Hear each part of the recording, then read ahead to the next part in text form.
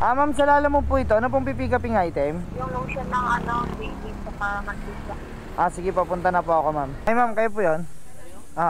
Ano po ba ito? Sino po magbabayad? Okay na. Sige po. Po. Okay na. Thank you po. Maliit lang pala to. Pwede pang sabayan to.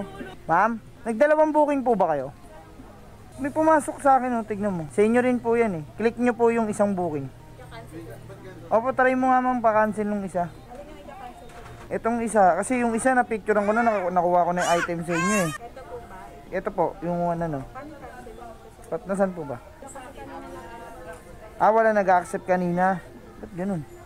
Ayan na ma'am, okay na. Bali na dalawang booking kasi kayo. Kasi kanina nung in-accept ko po ito, same lang sa inyo. So nakadalawang booking po kayo. Okay naman na, cancel naman na, salamat. And mga katulala, no, bali yung isang booking ni madam, bali sinadya ko nang kunin yun kasi para ay cancel natin. Gayita ko yung isang booking na same dito sa booking na nasa akin, yung itong pinikap ko kay madam. Kaya ginawa ko, total di pa naman ako nakakaalis. So in-wave ko, sakto naman sa akin napunta. So ayun, pinaka-cancel natin kay madam, no. Kasi kesa naman may ibang rider na kumuha, tapos hindi niya makontak si madam, pumunta pa siya dun sa pickup. So sayang na yung oras sa gasolina niya. Kaya sinadya ko na lang din na kunin yung isang booking na same